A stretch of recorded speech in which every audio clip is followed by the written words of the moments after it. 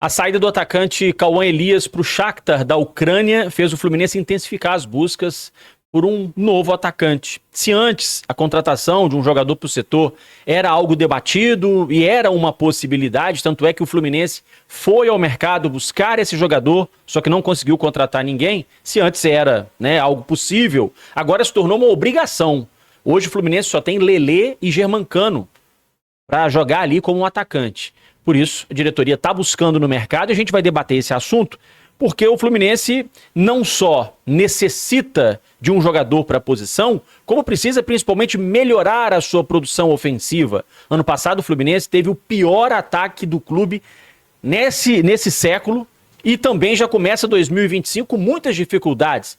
Tem hoje um dos piores ataques do Campeonato Carioca, apenas 6 gols em 7 jogos.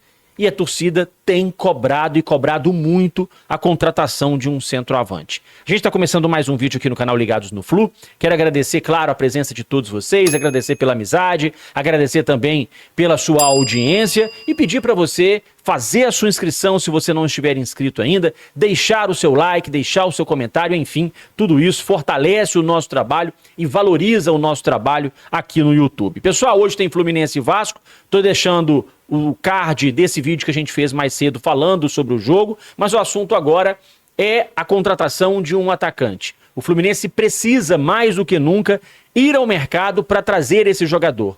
Só que a janela de transferências termina no próximo dia 28. O Fluminense tem, portanto, 23 dias, 3 semanas, praticamente, para buscar um centroavante. Dá tempo, mas o Fluminense precisa agir rápido, porque a janela em vários países, ela já fechou. E como isso impacta na tentativa do Fluminense de se reforçar? É que outros clubes, onde a janela já foi encerrada, eles não vão aceitar negociar o seu principal jogador, o seu atacante titular, porque eles não vão ter como repor essa saída.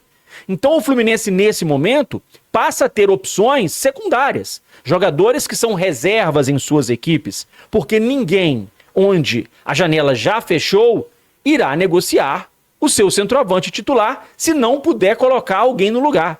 Então as opções do Fluminense vão ficando cada vez mais restritas. Fluminense demorou demais para contratar um atacante, não conseguiu contratar e, para piorar, vendeu o Cauã Elias, que era hoje a principal alternativa para o setor ofensivo do Fluminense. Então a situação fica cada vez mais complicada, o funil vai cada vez ficando menor e o Fluminense tem pressa para poder trazer esse reforço para o setor de ataque. O Fluminense já tentou Richarlison, não conseguiu. Tentou Tiquinho Soares, não conseguiu.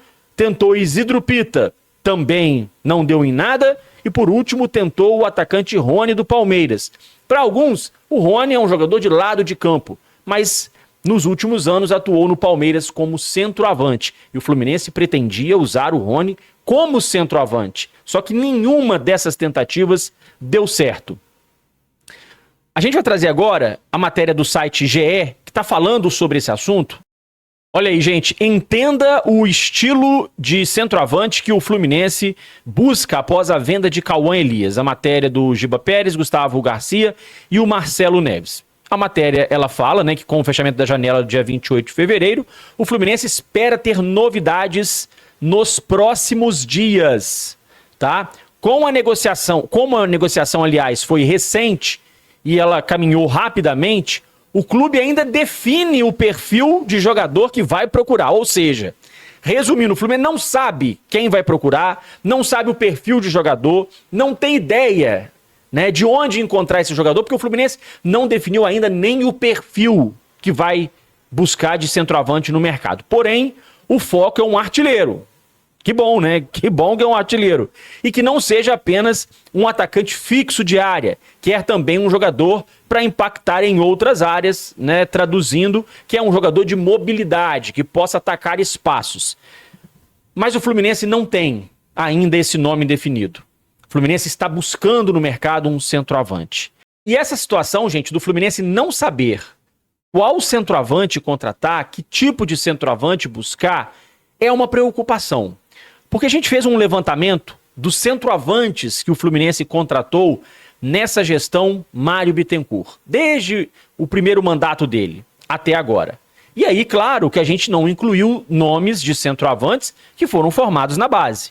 Caso, por exemplo, do Pedro, do João Pedro, do Evanilson, do próprio John Kennedy, do Cauã Elias. São nomes que foram formados no Fluminense. O Fluminense não foi ao mercado contratar.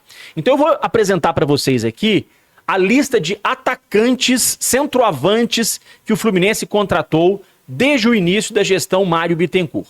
E aí vou reforçar aqui também que a gente não incluiu atacantes de lado de campo. Então por isso que, por exemplo, a gente não citou o John Arias, não tem Caio Paulista, não tem, enfim, jogadores que atuem pelas laterais. Não tem Keno, não tem, enfim, todos esses jogadores, Canóbio, são apenas aqueles atacantes centroavantes. Jogadores que têm como ofício fazer gols, que jogam ali, né, naquela função ou de centroavante ou de falso 9. Vou apresentar a lista para vocês. Eu fiquei muito preocupado quando eu fiz essa pesquisa e com o resultado da pesquisa. Atenção, gente. Desde o início da gestão Mário Bittencourt, o Fluminense contratou esses 10 nomes aí que estão na tela como centroavantes. Se eu não tiver esquecido de ninguém, tá? Porque, né, pode ser que eu tenha esquecido aqui de algum nome. A gente começa por aquele que deu certo, mas que está numa fase horrível desde o ano passado. Germancano, 94 gols com a camisa do Fluminense, incontestável, é jogador que foi artilheiro de Libertadores, né, na conquista de 2023, foi artilheiro de Campeonato Brasileiro em 2022, foi artilheiro do ano em 2022 e 2023, incontestável um Germancano, mas não vive um bom momento e a gente tem que reconhecer isso. Mas foi um acerto da diretoria a contratação do Cano. Embora tenha sido mais sorte do que competência, porque o alvo do Fluminense era o Ricardo Oliveira, que graças a Deus demorou para responder e aí o Fluminense foi no Germancano e acabou dando certo. Porque o Ricardo Oliveira se aposentou pouco depois, né? Porque não arrumou nada nem no Santos e nem no Bahia. Outro centroavante, eu diria também que deu certo. A volta do Fred durante a pandemia, né? O Fred sai do Cruzeiro, vem para o Fluminense, tem toda aquela festa, tem todo aquele auê, tem a chegada do Fred de bicicleta, saindo de Belo Horizonte, pedalando, enfim, tudo isso, né? E o Fred, nesse retorno dele ao Fluminense, marcou 27 gols. Diria que foi um retorno, um bom retorno do Fred. Fez gols importantes, ajudou, liderou. Enfim, acho que também foi um acerto esse retorno do Fred e era algo que a torcida desejava, né? Ter o Fred de volta no Fluminense. E a partir daí, a gente, né, se depara com alguns nomes que não agradaram muito ou, né, não chegaram a impactar necessariamente o Fluminense dentro das competições. Não impactou positivamente. A gente começa pelo Abel Hernandes, uruguaio, que marcou 9 gols. Teve gol em Fla-Flu, teve alguns gols também importantes, mas não é um atacante que deixou saudade. Tanto é que termina o empréstimo dele e ele automaticamente foi liberado. Lelê, jogador que custou 4 milhões de reais ao Fluminense. Passou 10 meses recuperando de uma lesão seríssima no joelho, tá voltando agora. Marcou ao todo, até aqui, 8 gols com a camisa do Fluminense.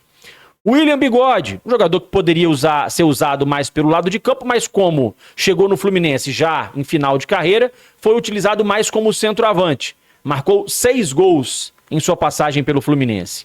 Raul Bobadilha, chegou junto com o Abel Hernandes, marcou 4 gols.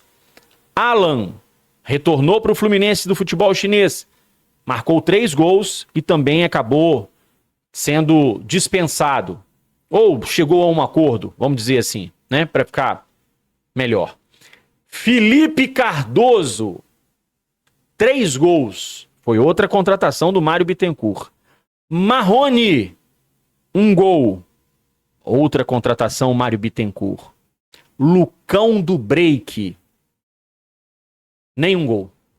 Esses são os reforços, esses são os atacantes contratados, os centroavantes contratados pelo Fluminense na gestão Mário Bittencourt. Então me preocupa muito o Fluminense perder o Cauã Elias, não saber quem contratar, a janela estar se fechando e se a gente observar o padrão de centroavantes trazidos por essa gestão, a preocupação é maior.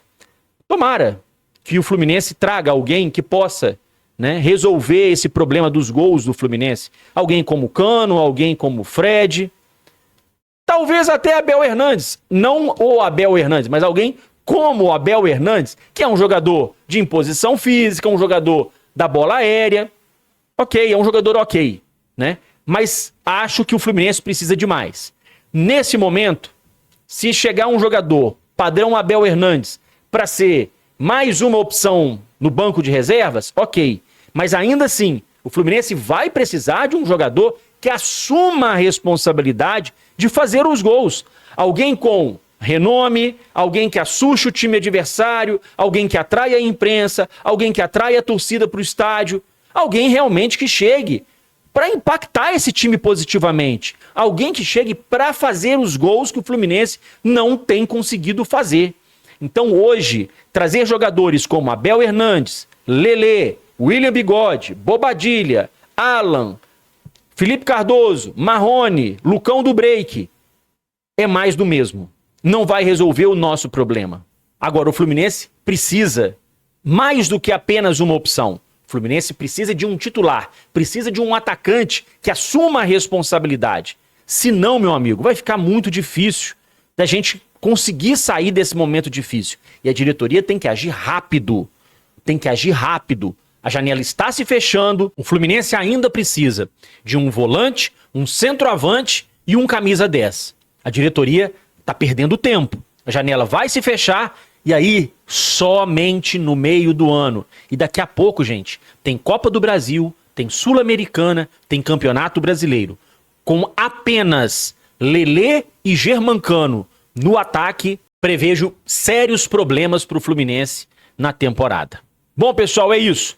Grande abraço a todos. Bom jogo pra gente logo mais contra o Vasco. Depois do jogo, estarei de volta fazendo aquela live, resenhando com você, trocando uma ideia e fazendo a nossa análise de Vasco e Fluminense lá em Brasília, 9h30 da noite, no estádio Mané Garrincha. Grande abraço, até mais tarde e eu espero vocês.